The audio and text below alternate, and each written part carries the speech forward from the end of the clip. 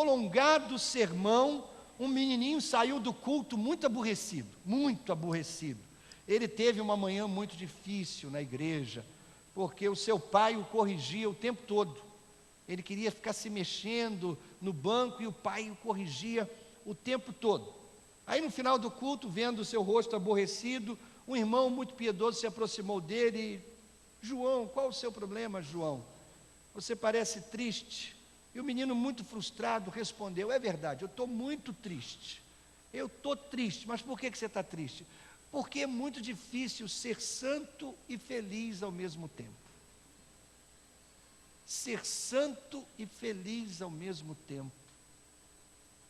É difícil, irmãos. É difícil. Eu acho que o João fala por muitos de nós, não é? É difícil ser santo e feliz. Alguns de nós pensam que ser santo significa que você nunca será feliz. O santo é aquele que anda com a cara de arame farpado o tempo todo, aborrecido o tempo todo. Ele não pode dar um sorriso, porque sorrir, não é? Eu ouvi falar daquela igreja que se você entrasse sorrindo nela, você levava um tapa no rosto. E as pessoas: por que você está rindo? Aqui é o lugar dos santos, né?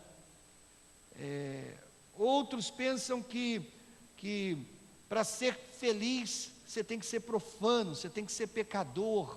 O cara que está lá na esquina agora, tomando cachaça no bar, fazendo o que quer, falando besteira, ele é que é feliz. Alguns pensam assim, né? Querido, na verdade o caminho para a felicidade é através da santidade. Ou, para ser mais exato, o caminho para a alegria está cheio de provações e lutas, mas a única maneira de chegar onde você quer chegar é através da santidade.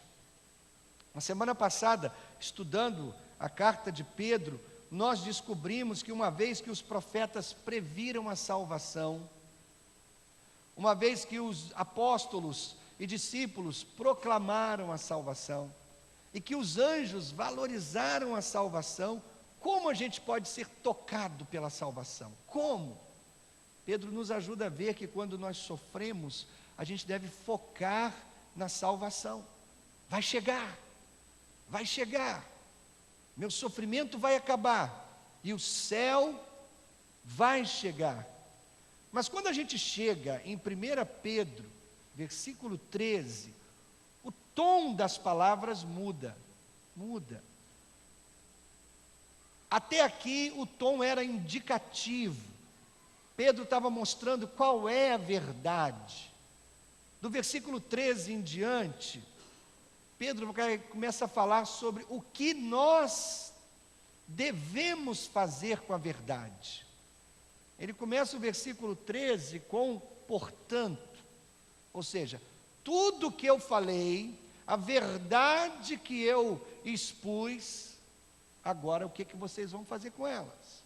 A palavrinha portanto, ela é uma conexão entre uma ideia e outra ideia. Então, depois de esclarecer o que nós cremos, ele fala sobre o que nós cremos. Agora nós seremos desafiados a nos comportar adequadamente, viver o que nós cremos diante desse mundo perdido. A gente poderia dizer assim: ao passar por problemas, lembre da sua posição em Cristo e em seguida pratique o que você tem em Cristo. Então Pedro vem até o versículo 13, lembrando o que nós temos, qual a nossa posição em Cristo. Agora ele vai dizer assim: então façam isso. Veja bem, irmãos, o nosso comportamento é resultado daquilo que a gente crê a respeito de Deus. Vou repetir: o nosso comportamento é resultado daquilo que nós cremos sobre quem Deus é, sobre o que Deus tem feito por nós. Nós fazemos o que nós fazemos por causa de quem nós somos, e nós somos o que nós cremos. O nosso credo define o que nós fazemos. Nesse texto de 1 Pedro 1, de 13 a 21, a gente encontra 3 ordens, 3 imperativos que eu quero destacar. Primeiro, seja esperançoso. Versículo 13 fala isso. Segundo, seja santo. Versículo 15 fala isso. Terceiro, seja sincero. Versículo 17 fala isso. Nós vamos ver cada uma desses imperativos. Vamos olhar para cada uma dessas ordens. E depois nós vamos acrescentar algumas dicas sobre como cumprir isso. Em primeiro lugar, seja esperançoso. A primeira coisa que nós somos chamados a fazer é ter esperança, irmãos. Versículo 13 diz isso. Não é fácil fazer isso quando a nossa sociedade parece que está implodindo e muitos cristãos estão cedendo à cultura.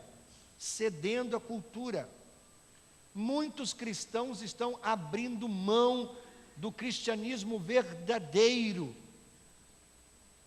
A gente começa até a pensar assim, caramba, esses que fazem parte desses movimentos, desse movimento gay, os caras só querem se amar. Qual o problema disso? É amor. Você sabe, há um bombardeio tão grande, que a gente começa a vacilar no nosso pensamento. Não, peraí, mas isso é contra a palavra de Deus. Na minha sala de aula não tem mais nenhuma moça virgem. Como é que eu vou falar de virgindade? Sexo só no casamento está fora de moda. Agora a moda é o test drive, todo mundo tem que experimentar tudo. Qual o problema? Eu vou beber, mas eu não vou me embriagar, qual o problema? Eu vou no show e eu vou lá só porque eu gosto da música, eu aprecio. Qual o problema? Sabe como? A gente vai aos poucos cedendo a nossa cultura. Irmãos, nós somos chamados para considerar a segunda vinda de Cristo. Quando nós estamos sendo esmagados pela nossa cultura, quando a gente está passando por lutas e provações nesse tempo. Pedro diz assim: coloquem toda a esperança na graça que lhes será dada quando Jesus Cristo for revelado. Coloque toda a esperança na volta de Jesus. Coloque toda a esperança. Significa depositar toda a sua esperança, completamente, totalmente, plenamente. Esperança é a certeza de um bom futuro. É a ideia de uma expectativa ansiosa, de que alguma coisa boa vai acontecer. Alguém define assim: outros homens veem apenas um fim sem esperança, mas o cristão se alegra numa esperança sem fim. Você entendeu? As coisas ruins agora estão acontecendo, apenas espere um pouco, o melhor está por vir. Algumas pessoas veem apenas um fim sem esperança. O cristão vê esperança sem fim. Você percebeu onde a nossa esperança está firmada? O texto diz, ela está firmada na graça. Na graça. A graça que vem quando Jesus voltar. A gente não tem falado muito desse tema. Eu estou preparando uma série de mensagens sobre a segunda vinda de Jesus. Às vezes nós ficamos tão deprimidos, com medo do que está acontecendo no nosso mundo hoje, que nós esquecemos que Jesus está voltando. E quando Ele vier, Ele vai trazer bênçãos imerecidas com Ele, para aqueles que nasceram de novo. Eu gosto como John Ortberg coloca isso. Ele diz assim: Deus vê com clareza absoluta quem somos. Ele não está cego quanto às nossas falhas e maldade, mas quando Deus olha para nós, isso não é tudo o que Ele vê. Ele também vê o que estamos destinados a ser, quem nós nos tornaremos um dia. Irmãos, eu temo que muitos seguidores de Jesus perderam o desejo pela volta de Jesus. Mas acredite, os eventos estão se alinhando para o arrebatamento iminente dos crentes. E nós devemos olhar para eles e para esses eventos todos os dias. Tito diz assim: enquanto aguardamos a bendita esperança, a gloriosa manifestação de nosso grande Deus e Salvador Jesus Cristo. Já no tempo de Jesus, os discípulos aguardavam a segunda vinda de Jesus. Quando eu penso sobre o mundo mau no qual nós vivemos, a minha mente vai para aquilo que Jesus falou lá em Lucas 21. Ele disse assim: nação se levantará contra nação, reino contra reino, haverá grandes terremotos, fomes, pestes em vários lugares, e acontecimentos terríveis e grandes sinais provenientes do céu. Você entende? Parece que isso foi escrito ontem, falando do mundo de hoje. Paulo, escrevendo a Timóteo, diz que nos últimos tempos alguns abandonarão a fé, e nós vivemos dias, irmãos, em que vemos mais e mais pessoas controladas pelos seus desejos, pelas suas paixões, de acordo com 1 Pedro 3, 2 Pedro 3,3, antes de tudo saibam que nos últimos dias surgirão escarnecedores, zombando e seguindo suas próprias paixões. Será que não é isso que a gente tem visto na parada gay, que é financiada pelo governo federal e pela prefeitura de São Paulo e pela Petrobras? A parada gay é financiada pelo governo do PT. Será que não é isso que a gente vê tão claramente? Escarnecedores zombando da fé cristã. É o tempo que a gente está vivendo, irmãos. E sabe que tempo é esse? Últimos dias. Últimos dias.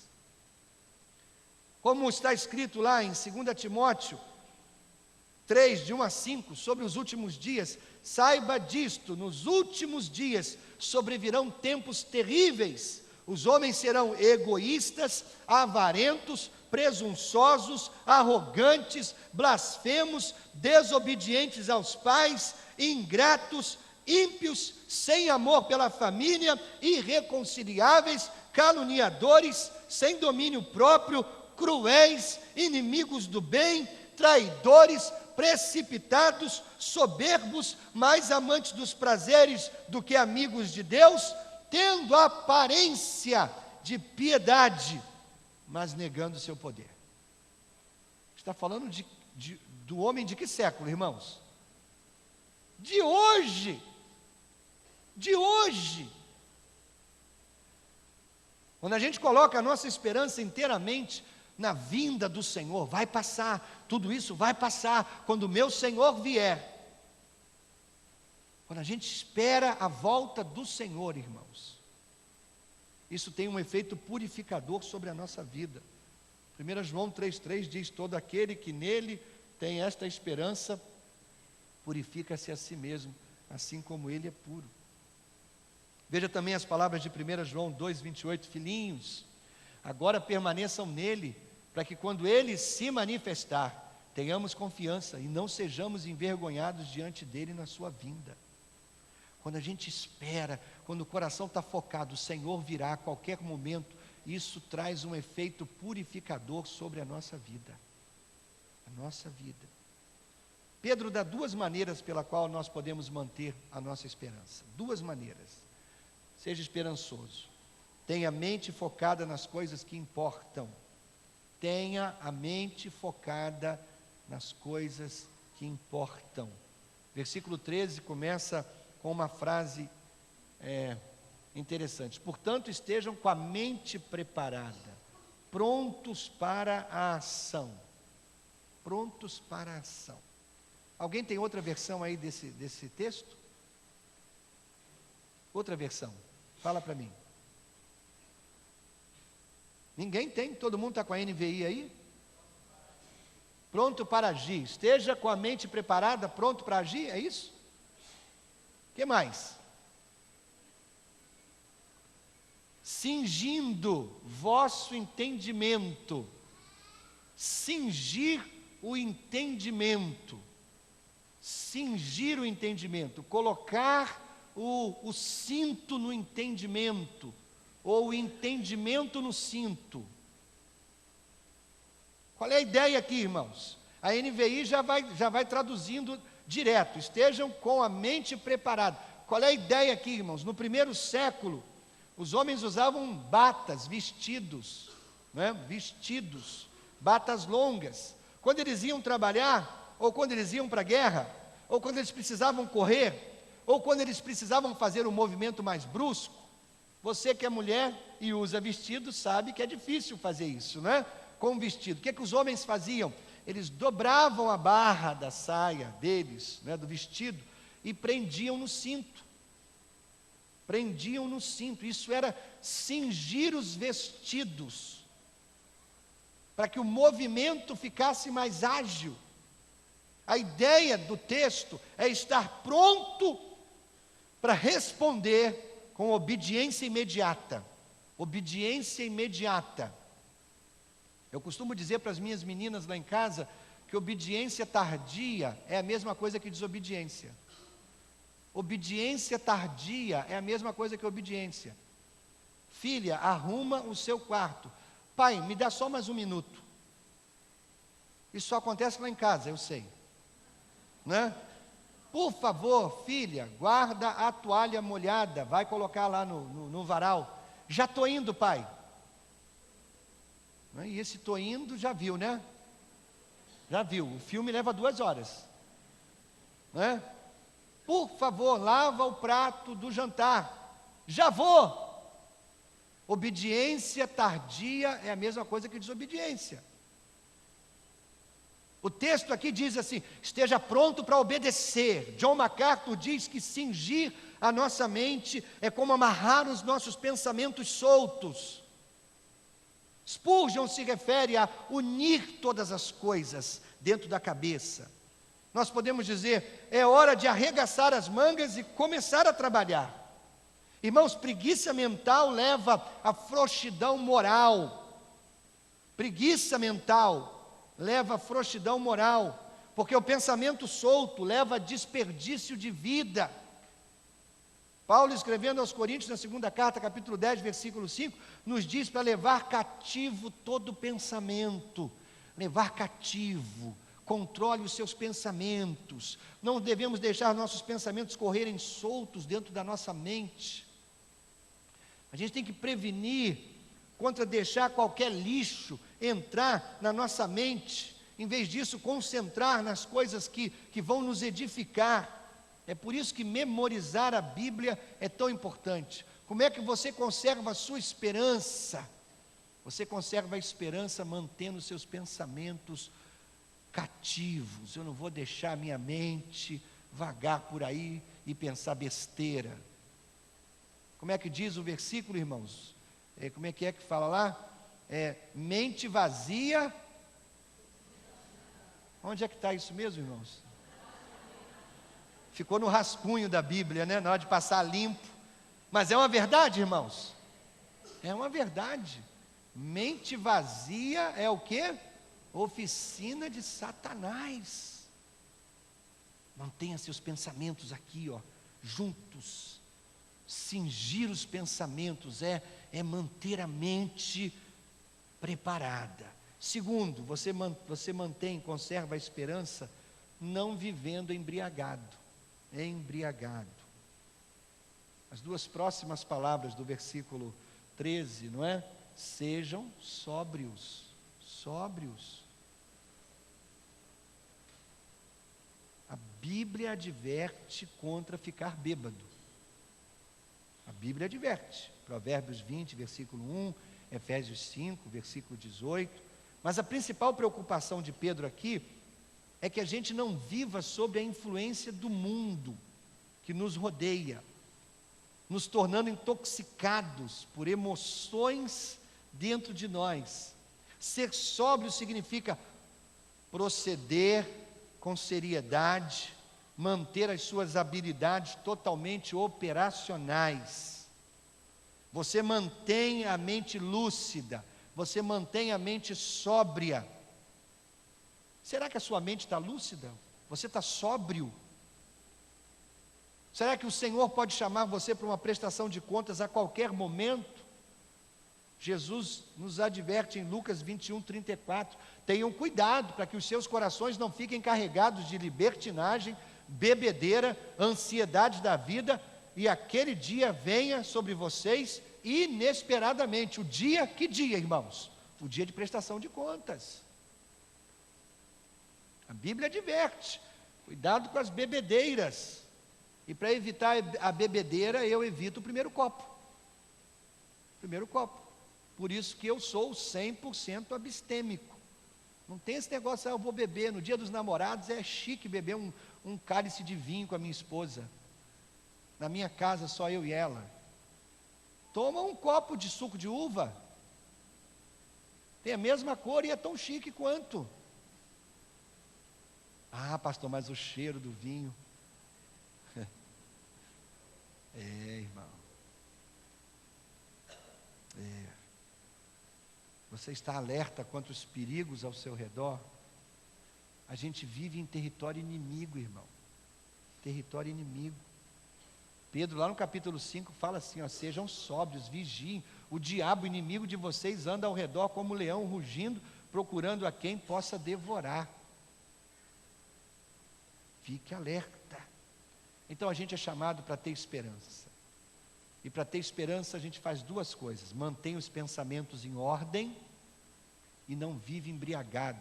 E não está falando de vinho aqui não, irmãos. Está falando de viver embriagado por emoções, por coisas que nos tiram do sério, por coisas que nos dominam, por paixões que nos dominam. A gente tem que viver sóbrio.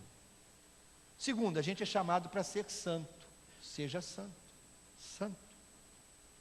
Os versículos 15 e 16 dizem assim: mas assim como é santo aquele que os chamou, sejam santos vocês também em tudo que fizerem, pois está escrito: sejam santos, porque eu sou santo.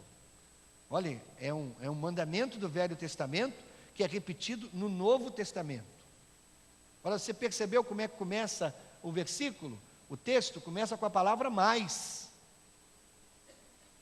Ou seja, antes o que ele estava falando, agora ele vem falando uma coisa que é um contraste. A gente precisa ter esperança, o Senhor está voltando, mas a gente precisa também, irmãos, mais do que isso, a gente tem que evitar o pecado. A gente vive com esperança e a gente evita o pecado. Se deliciar nas coisas de Deus, agradar o coração de Deus. Veja bem, o nosso padrão de vida não é mais o nosso padrão de vida, é o padrão de vida de Deus. Uma vez que Deus é santo, a gente tem que ser santo. Esse é o padrão. Esse é o padrão.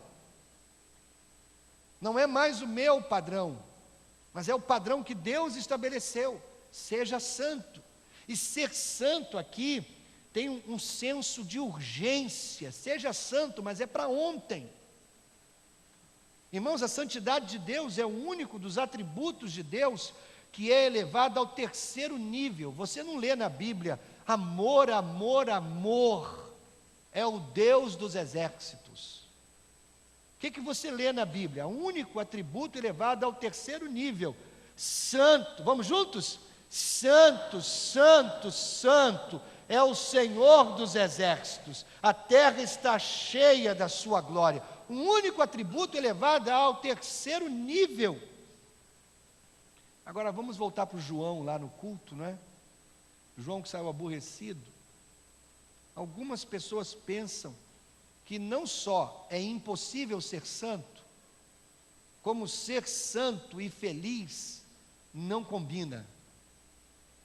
Quem é santo não é feliz. Quem é santo não é feliz. Algumas pessoas pensam isso. Muitos acham que ser santo é ser uma pessoa apática, sem brilho, ou um tipo fanático de religioso. Outros pensam ou veem a santidade como aquele tipo de atitude estraga prazeres, ladrão de alegria. Se eu quero ser feliz, eu não posso ser santo. Se eu quiser ser santo, eu não posso ser feliz. É um conceito absolutamente demoníaco. É difícil ser santo num mundo como o nosso, ok. Mas essencialmente isso significa que a gente tem que refletir Deus na nossa vida. E isso tem que afetar toda a nossa conduta. A santidade não pode ser compartimentada. Eu sou santo quando eu estou na igreja, eu sou santo quando eu estou na célula, eu sou santo quando eu estou com crentes. Agora, quando eu estou no trabalho, quando eu estou em casa, quando eu boto para quebrar. Eu esqueço esse negócio de santidade. Tem aquela frase, né, pastor? O senhor sabe, eu sou crente, mas eu não sou santo, né? Pelo amor de Deus, então você não é crente. Um crente que não é santo não é crente.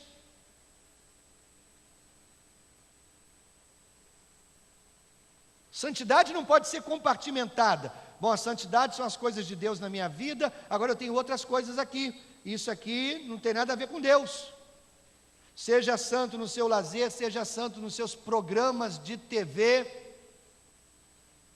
seja santo na internet, seja santo nas redes sociais, seja santo, galera da galeria, seja santo no seu namoro,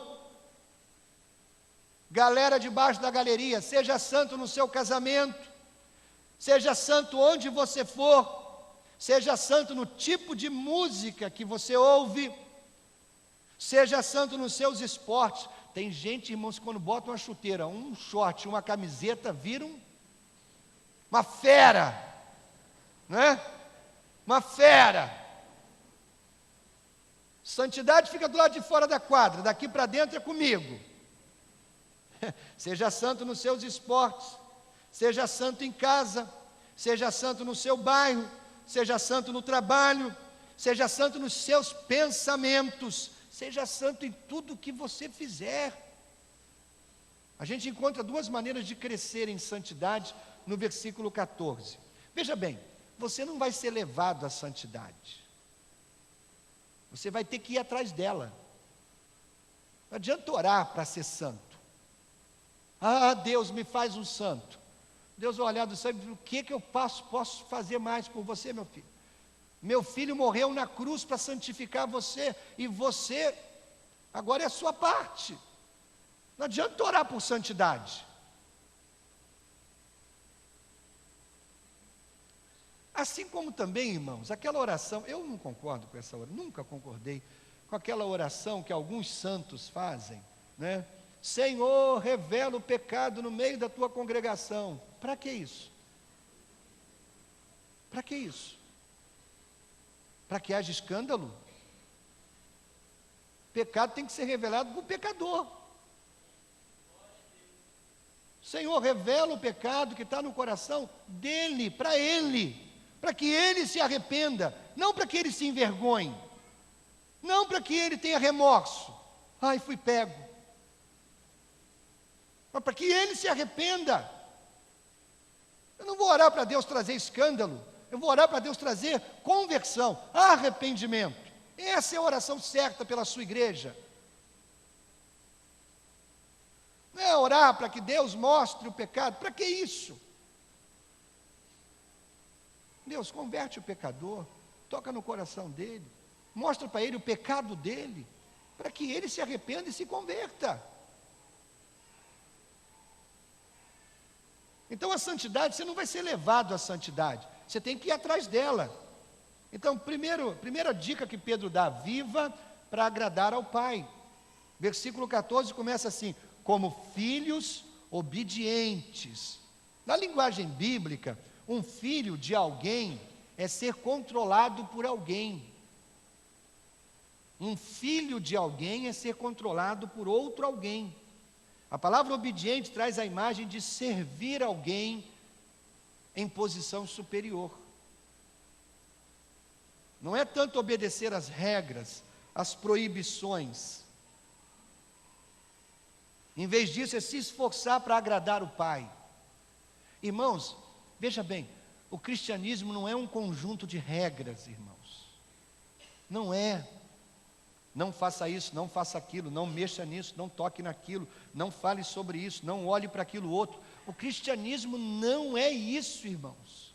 Não é. O cristianismo é viver para agradar o Pai. E como é que a gente vive para agradar o Pai? Como filhos obedientes. O texto anterior fala, seja santo. Ser santo como? Como filhos obedientes. Como é que os filhos são obedientes, irmãos? O pai dá uma ordem, o filho quer agradar o coração do pai. E muitas vezes ele vai cumprir a ordem, mas ele não vai cumprir perfeitamente. Mas o pai vê o coração. Filho, vai arrumar seu quarto. O filho vai lá arrumar. E ele forra a cama, e ele varre o chão, ele guarda as roupas sujas no cesto, ele arruma o material de escola. Você olha para o quarto parece que está bagunçado ainda. Por quê? Porque ele é criança, ele está aprendendo. Mas você viu que o coração dele quis te agradar, quis fazer o que te agrada. Ontem saiu eu e a minha filha mais velha, só eu e ela. Eu tinha esse compromisso com ela, saiu ontem, eu e ela, era um compromisso nosso, meu com ela. E eu perguntei, filha, não quer levar uma amiguinha junto? Não, papai, só eu e você. Caramba, eu me senti, sabe como? Sabe como?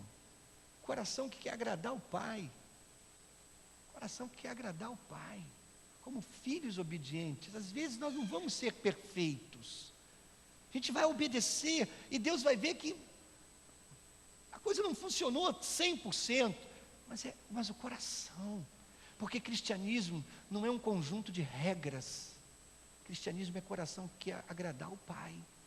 Paulo fala disso lá em Colossenses, capítulo 2, Paulo diz assim, não são regras, ele diz, olha, não manuseie, não prove, não toque, essas coisas não têm valor algum para refrear os impulsos da carne. Você entendeu?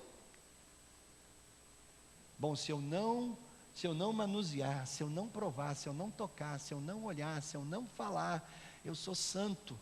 Mas o coração está longe. Filho meu, dá-me teu coração, é o que Deus quer.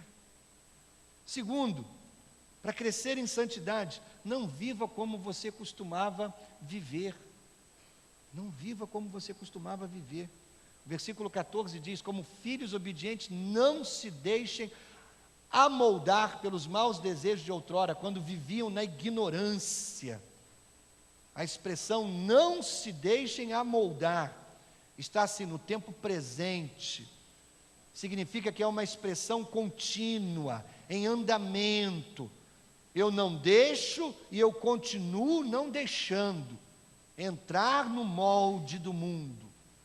J.B. Phillips traduz Romanos 12, 2, que é um outro texto que fala sobre isso daqui. Ele diz assim, não deixem que o mundo ao seu redor os esprema em seu próprio molde, mas deixem que Deus remodele suas mentes de dentro para fora. Pedro fala de maus desejos, se refere a um forte desejo de fazer ou de ter algo ruim.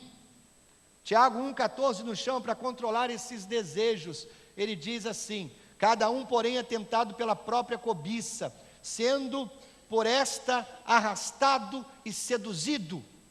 Agora preste bem atenção, cada um de nós tem sua própria cobiça. Para um, a cobiça é o dinheiro. Para outro, a cobiça é o sexo. Para outro, a cobiça é a mentira. Para outro, a cobiça é o homossexualismo. Para outro, a cobiça é a fofoca. Não pense você, que você com a sua cobiça é melhor do que aquele que tem a cobiça pelo homossexualismo, ou que ele é pior que você. Cada um é tentado pela própria cobiça. Cada um tem uma cobiçazinha de estimação. Cada um tem. Cada um. e a gente vai viver a vida inteira lutando contra ela. A vida inteira lutando contra ela. Você lembra, o contexto da carta de Pedro é que os crentes estão passando por lutas, por provações. Quando você sofre, é fácil você baixar a guarda. É fácil você afrouxar. É fácil quando você está passando por luta. Jó sabia que ele estava vulnerável nessa área. E aí o versículo 1 do capítulo 31. Fiz acordo com os meus olhos de não olhar com cobiça para as moças. Ele sabia qual era a cobiça dele. E se ele afrouxasse, no dia da angústia, ele ia cair. Em suma, irmãos, a gente não vai voltar a fazer o que nós costumávamos a fazer, porque nós não somos mais quem nós costumávamos ser. Tenha esperança. Em segundo lugar, seja santo. Finalmente, seja sincero na sua busca pela santidade esperançosa. Seja sincero. Versículo 17 diz assim, lá no seu contexto: uma vez que vocês chamam Pai aquele que julga imparcialmente as obras de cada um, portem-se com temor durante a jornada terrena de vocês. Portem-se com temor. O que nós precisamos, irmãos, é tão grande que a gente é convidado a invocar Deus como nosso Pai, mas lembrar que Deus também é juiz. Ele é Pai, e a gente tem que honrá-lo no nosso relacionamento com Ele, mas Ele também é juiz. A gente deve se portar em conformidade ao Deus que é Pai e ao Deus que é juiz das nossas almas. Volta lá para o versículo 15, que diz assim: sejam santos vocês também em tudo o que fizerem. Nós poderíamos dizer que Deus nos quer totalmente santos, totalmente. Leonard Ravenhill, autor daquele livro fantástico, né? Por que tarda o pleno avivamento? Ravenhill dizia o seguinte: o maior milagre que Deus pode fazer hoje é tirar um ímpio de um mundo profano, torná-lo um santo, colocá-lo de volta nesse mundo profano e mantê-lo santo. Esse é o maior milagre. Pastor, por que a gente não vê milagre na nossa igreja? Que milagre que você quer ver mais do que homens profanos sendo transformados em homens santos? Esse é o maior milagre. Na verdade, esse é o milagre que Deus está interessado em fazer. Os outros aborrecem Deus. O milagre que satisfaz o coração de Deus é esse aqui.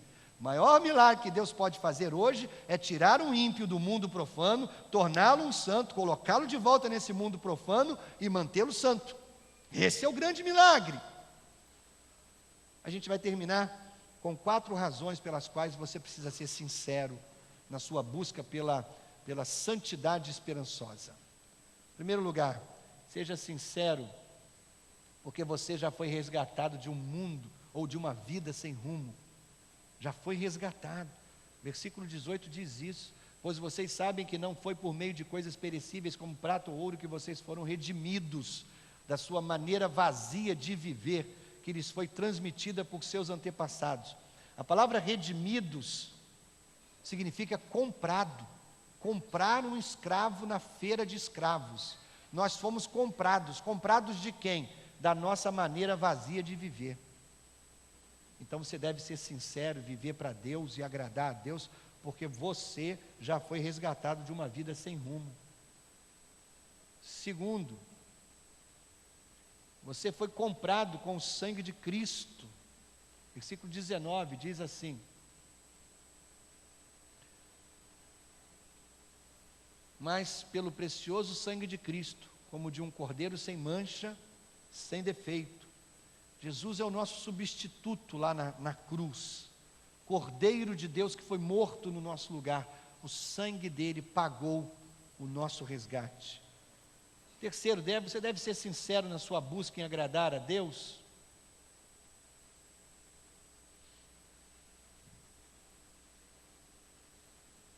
Porque o plano de Deus envolve você. Versículo 20 diz assim: conhecido antes da criação do mundo, revelado nesses últimos tempos em favor de vocês. Você sabia que Deus planejou salvar você antes que o mundo fosse criado? O plano de Deus já era salvar você. Por isso você deve viver para agradar a Deus. Quarto, sua fé e esperança estão enraizadas na ressurreição. Versículo 21 fala disso. Você deve agradar a Deus, porque o poder que ressuscitou Jesus é o poder que age na sua vida. Diz assim: e por ele credes em Deus, que o ressuscitou dos mortos e lhe deu glória, para que a vossa fé e esperança estivessem em Deus. Querido, desde que Jesus viveu, morreu e ressuscitou por você, acredite, ele vai voltar por você. Você pode colocar sua plena fé e esperança nisso. Ele vai voltar por você. Aquela igreja estava tendo a sua reunião anual de avivamento. Era um congresso de avivamento. E um pastor muito famoso estava pregando nesse final de semana naquela igreja. Na primeira noite, o pregador pregou uma mensagem sobre arrependimento, necessidade de voltar ao Senhor. Durante o desafio final, ele fez o apelo. Um homem veio à frente. Enquanto esse homem vinha pelo corredor, ele vinha gritando: enche-me, Senhor, enche-me, Senhor. Na noite seguinte, o pregador desafiou a congregação com a necessidade de render totalmente sua vida a Jesus, em obediência completa. Mais uma vez ele fez o apelo, chamou as pessoas à frente, como na noite anterior. O mesmo homem veio pelo corredor gritando: enche-me, Senhor, enche-me, Senhor. Terceira noite, o pregador advertiu a congregação sobre os males do pecado, pediu que a congregação vivesse uma vida de santidade, fez o convite para as pessoas entregarem suas vidas a Jesus. O mesmo homem, terceira vez, veio à frente, gritando a plenos pulmões. Aí uma voz lá de trás gritou assim: não faz isso não, Senhor, porque ele vaza. Ele vaza. Irmãos, todos nós vazamos. Todos nós. Mas ainda assim é importante fazer um compromisso com Jesus. Ainda assim. Você está pronto para agarrar a esperança? Você está pronto para ir atrás da santidade pessoal? Você está determinado a ser sincero? Aí você pensa assim: caramba, pastor, eu já fiz esses compromissos tantas e tantas vezes na minha vida. A gente vaza, irmão, a gente vaza. Faz de novo, faz de novo, faz de novo. Curva a sua cabeça, feche seus olhos. Você vai descobrir que a felicidade e a santidade não são mutuamente excludentes. Você pode ser santo e feliz. Você pode. Cabeça curvada, os olhos fechados. Eu vou aí pertinho de você para te dizer uma coisa. Cabeça curvada, os olhos fechados. Presta bem atenção, mas só com os ouvidos e o coração agora. Você lembra da história do filho pródigo? Todo mundo lembra. Essa história é a mais famosa da Bíblia, não é?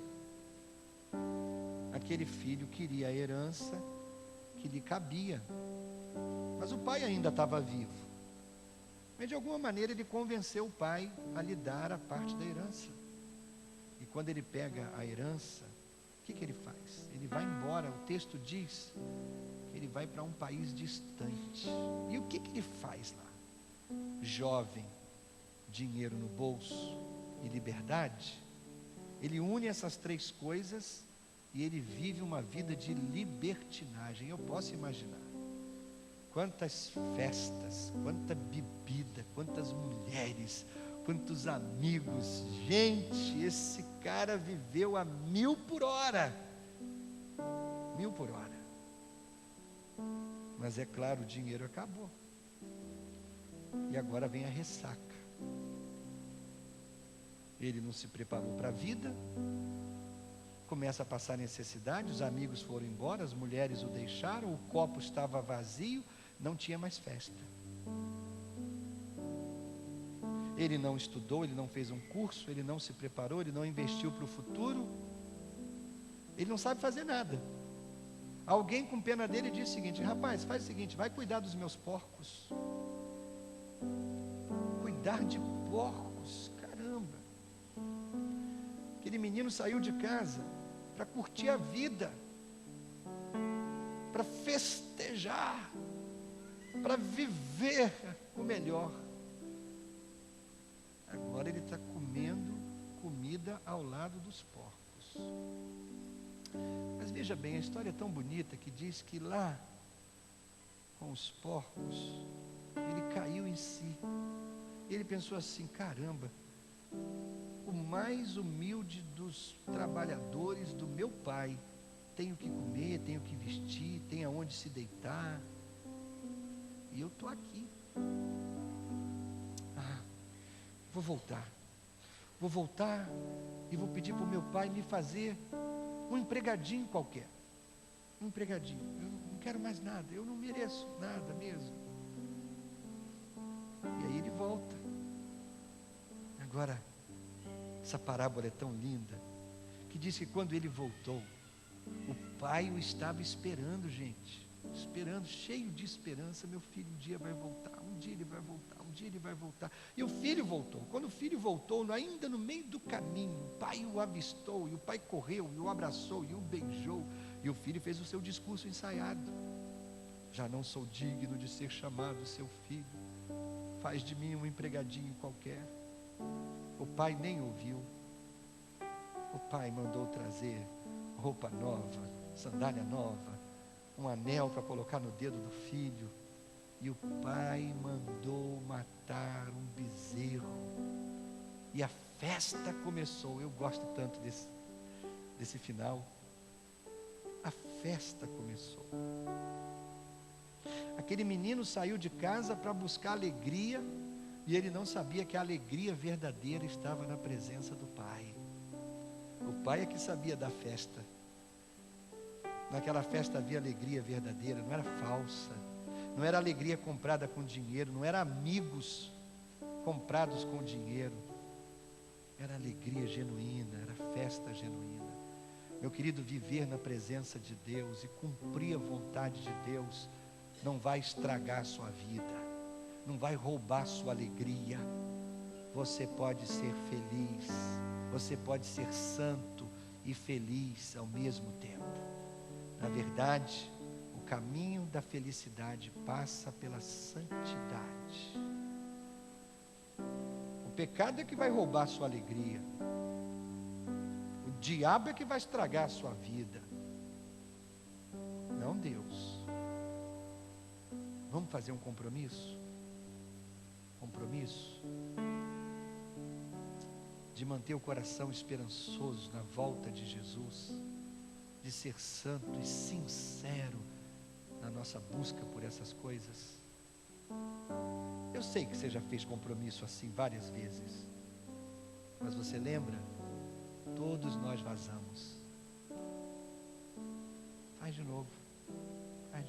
Pai, a gente coloca a nossa vida em Tuas mãos e a gente ora para que a Tua bênção esteja sobre a gente, Deus. A gente precisa da Tua graça, porque o nosso coração, Senhor, tem um furo e vaza. Mas a gente pede de novo, Deus, nos ajude, nos dê a força necessária, Pai, para a gente viver agradando o Teu coração, Senhor, para viver conforme a Tua vontade, Pai. Dá-nos a Tua bênção, Senhor, por favor. Que a gente escolha todo dia viver para Jesus, todo dia, viver para Jesus, e assim andar na Tua presença. Que o amor de Deus, o Pai, a graça bendita do Filho Jesus e as consolações do Espírito Santo sejam com todos reunidos aqui desde agora e para todos sempre. Amém, Jesus. Amém.